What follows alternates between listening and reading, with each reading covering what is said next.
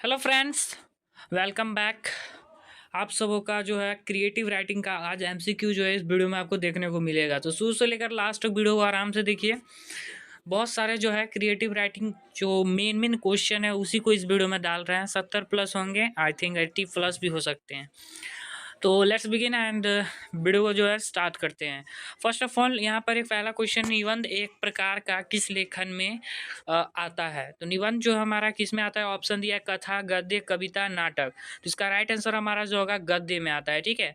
किसे संघर्ष कहा जाता है, कहानी के पात्रों के बीच तनाव, कहानी का सुखद अंत, लेखक के संदेश, कहानी के स्थान का विवरण। तो कहानी के पात्रों के बीच। ठीक है। रचनात्मक लेखन में कल्पना का क्या महत्व है। तो रचना लेखन में जो है कल्पना का आपको महत्व जो है सभी है। इसमें से कौन कौन है, तो यह कहानी को आकर्षक बनाता है, यह पात्रों को वास्तविक बनाती है, यह संवादों को प्रभावित करती है, और ये सारा जो है आपको कल्पना का महत्व है। ठीक है। ऑप्शन नंबर डी मंच होगा। आगे हमारा क्वेश्चन है, कहानी किस प्रकार के रचनात्मक लेखन का उदाहरण है। कहानी जो हमारा गद्य और प्रकार के रचनात्मक लेखन का उदाहरण है। नेक्स्ट हमारा क्वेश्चन जो है, लेखन की प्रक्रिया का कौन सा चरण सबसे पहला होता है। ऑप्शन में है संपादन, रूपरेखा बनाना, विचार करना, प्रकाशित करना। तो इसमें से हमारा जो राइट आंसर होगा वो होगा विचार करना। लेखन की प्रक्रिया का जो चरण है वो सबसे पहला हमारा है विचार करना। विचार करेंगे, उसके बाद क्या करेंगे, रूपरेखा बनाएंगे, संपादन करेंगे, रूपरेखा बनाएंगे, उसके बाद हम लोग क्या करते हैं, लास्ट में प्रकाशित करते हैं। तो सबसे पहले आपके दिमाग में मेमोरीज, विचार जो आपको करना है, कैसे जो है आपको लेखन प्रक्रिया जिस पर भी आप लिखते हो राइटिंग, तो कैसे लिखोगे, क्या चीज़ लिखोगे, पहले विचार करोगे, उसके बाद रूपरेखा, फिर संपादन, फिर प्रकाशित, ये सब करना प्रक्रिया। तो सबसे पहला हमारा विचार करना ही आता है। ठीक है। नेक्स्ट हमारा क्वेश्चन है, रचनात्मक लेखन में विवरण का क्या कार्य है। रचनात्मक लेखन में विवरण का हमारा क्या कार्य है। ऑप्शन में कहानी की गति को धीमा करना, पात्रों और घटनाओं को जीवंत बनाना, लेखन को जटिल बनाना, संदेश को अस्पष्ट करना। तो हमारा इसमें राइट आंसर जो होगा, विवरण का कार्य हमारा होता है पात्रों और घटनाओं को जीवंत बनाना। ठीक है। Option number B. रचनात्मक लेखन का प्रमुख उद्देश्य क्या है। जानकारी देना, मनोरंजन प्रदान करना, विवाद उत्पन्न करना, किसी सामाजिक संदेश को देना। तो इसमें राइट आंसर हमारा जो होगा वो होगा क्रिएटिव राइटिंग का हमारा मुख्य उद्देश्य मनोरंजन प्रदान करना। ठीक है। रचनात्मक लेखन में सबसे महत्वपूर्ण तत्व कौन सा है। तो इसमें हमारा सबसे इम्पोर्टेंट जो आपको एलिमेंट होता है वो होता है पात्र। पात्र मतलब हुआ कौन कौन इसमें मतलब मेन है, जैसे किसी पर भी लिखा जा रहा है तो इसमें कौन कौन पात्र निभाए गए हैं। ठीक है।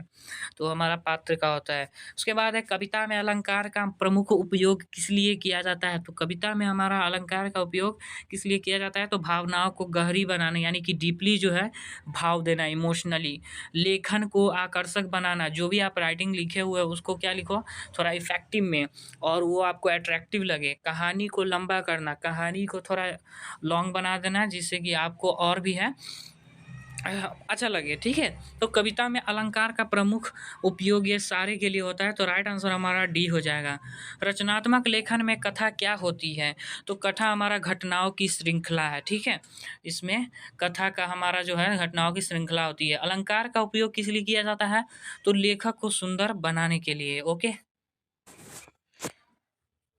रचनात्मक लेखन में धैर्य क्यों महत्वपूर्ण है। तो यह लेखक और विचारों को अच्छी तरह से संपादित का समय देता है। ठीक है। उसके बाद हमें रचनात्मक लेखन में तनाव और रहस्य जोड़ने के लिए अक्सर किस साहित्यिक तकनीक का प्रयोग किया जाता है। तो इसमें हमारा राइट आंसर जो होगा वो होगा पूर्वाभास। Right answer is a.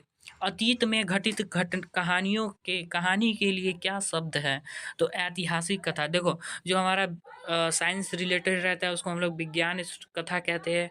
जो खुद से बनाया रहता है, मतलब कि काल्पनिक, उसको हम लोग काल्पनिक कथा कहते हैं। रहस्यमय, जो रहस्य से भरा हुआ रहता है। अगर बहुत सारे पुराने घटित ओल्ड जो एंशियंट से आते हैं वो सब हमारी अगर घटना कहानी रहती है तो उसको हम लोग ऐतिहासिक कथा कहते हैं। हिस्ट्री में ऑलरेडी इस शब्द का जो है आपको पता होगा। राइट आंसर हमारा ए होगा। कविता का उद्देश्य क्या होता है, भावनाओं की अभिव्यक्ति।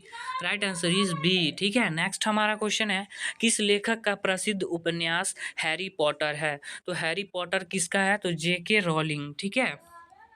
जेके केवलिंग। ओके, तो हमारा जेके रोलिंग, ये इंपॉर्टेंट क्वेश्चन है।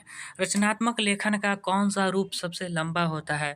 देखिए, रचनात्मक लेखन में, क्रिएटिव राइटिंग में हमारा सबसे जो लॉन्ग हमारा रूप होता है वो उपन्यास का होता है। तो राइट आंसर हमारा उसमें होगा सी। रचनात्मक लेखन में कौन सा विषय आदर्श है? सामाजिक मुद्दे, व्यक्तिगत अनुभव, कल्पना? तो इसमें से ऑल आंसर होगा। क्या रचनात्मक लेखन में शैली का महत्व होता है? हाँ, बहुत महत्व है। देखो, मेन क्रिएटिव राइटिंग में आपको यही से आएंगे कि इफेक्टिव राइटिंग कैसे है।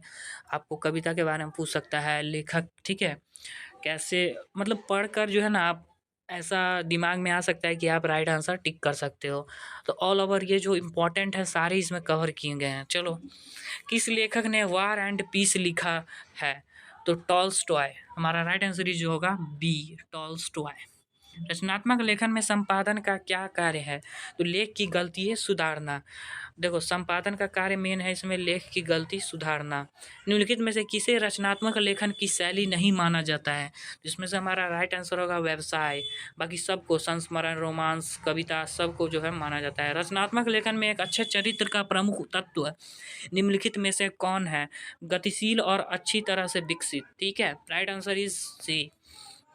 संकेतों और सुरागों के माध्यम, राइट आंसर है संकेतों और सुरागों के माध्यम से किसी चरित्र या कथनात्मक के बारे में जानकारी प्रकट करने के लिए किस साहित्यिक उपकरण का प्रयोग किया जाता है?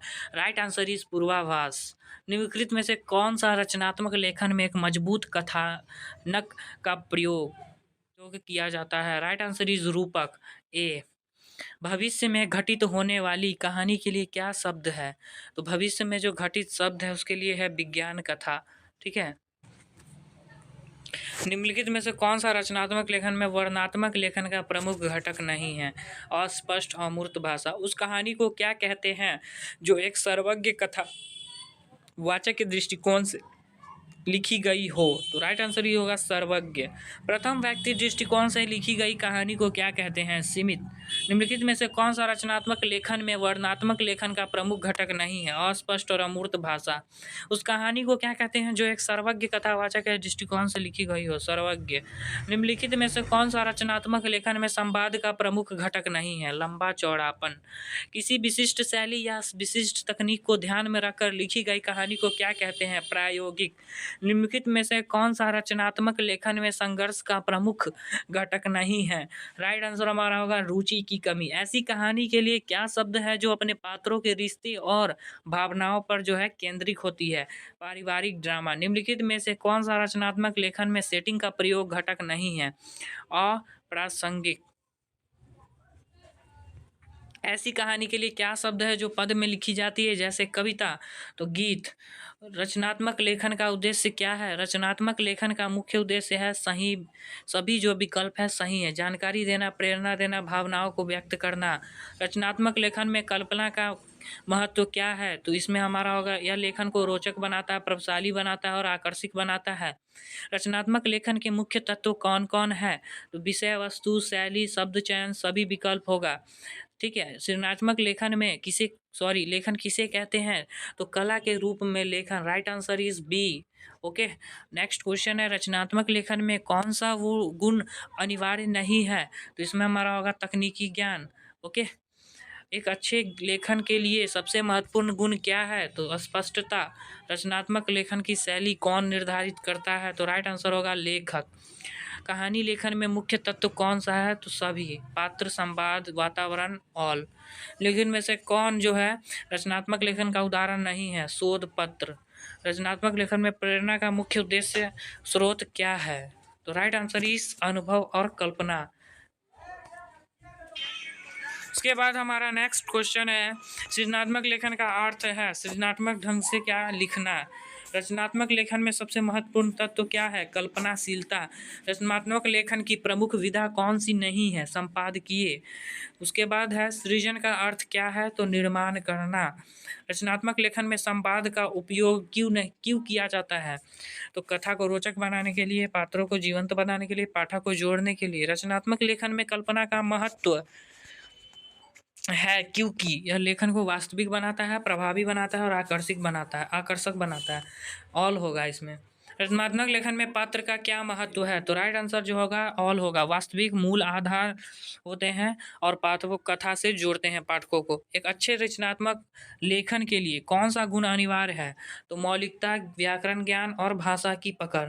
कहानी में क्लाइमैक्स का अर्थ क्या है? तो चरम बिंदु। ठीक है। सृजनात्मक का अर्थ क्या है? नई चीजें बनाना। रचनात्मक लेखन में प्लॉट का महत्व क्या है? तो उपरोक्त सभी। यह कथा का आधार या कहानी को दिशा देता है या कथा को रोचक बनाता है। रचनात्मक लेखन का उद्देश्य क्या है? तो ऑल होगा। सूचना देना, पाठकों को मनोरंजन करना और समाज को प्रेरित करना। कविता किस प्रकार का लेखन है? तो कल्पनात्मक। कविता किस प्रकार का लेखन है? तो कल्पनात्मक। रचनात्मक लेखन में दृश्य चित्रण क्यों महत्वपूर्ण है? पाठकों को कथा के माहौल में ले जाने के लिए।